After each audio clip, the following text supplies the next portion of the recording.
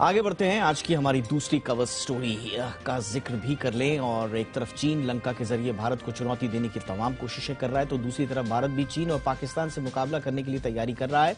आज राजनाथ सिंह ने भारतीय सेना को स्वदेश निर्मित कई हथियार सौंपे हैं। इसमें anti personnel land mine, Pangong झील में संचालित करने के लिए लैंडिंग इन्फेंट्री कॉम्बैट व्हीकल्स और कई ऐसे हथियार हैं जिन्हें अब तक भारत, अमेरिका, ब्रिटेन और फ्रांस से आयात करता था।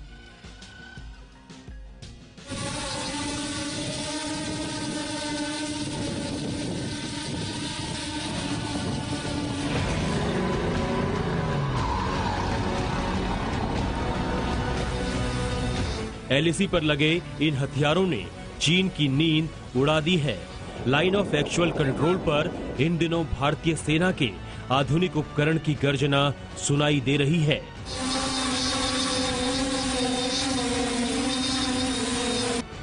एलएसी के करीब भारतीय वायुसेना ने अपने नए विमानों को सेट किया है, जो जासूसी भी कर सकते हैं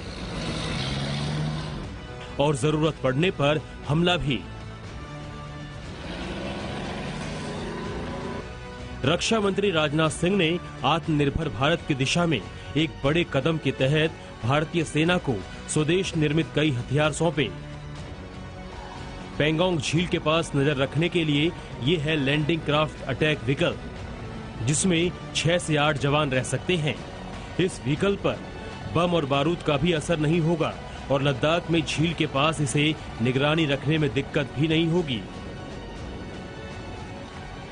पश्चिमी रेगिस्तान यानी पाकिस्तान का बॉर्डर हो या फिर लद्दाख सेक्टर में ऊंचाई वाले स्थान के पास वाले इलाके, हर इलाकों में इन हथियारों के जरिए निगरानी रखने में जवानों को आसानी होगी। भारतीय सेना को AK-203 और F-इंसास राइफलों के अलावा नई एंटी पर्सोनेल माइन निपुण भी सौंपा गया।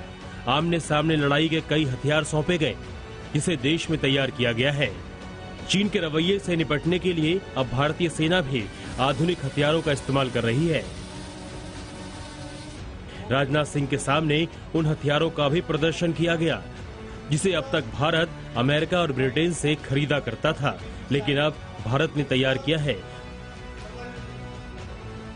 चीन चाहता है कि जिस तरह से वो ताइवान के एयर स्पेस में घुसकर अपने लड़ाकू विमान ले जाता है, उसी तरह भारत पर भी दबाव बनाने की कोशिश की जाए। लेकिन भारतीय सेना अपनी एडवांस फॉरवर्ड डिप्लॉयमेंट और एक्सरसाइज के जरिए चीन को जवाब दे रही है। ब्यूरो रिपोर्ट, जी मीडिया।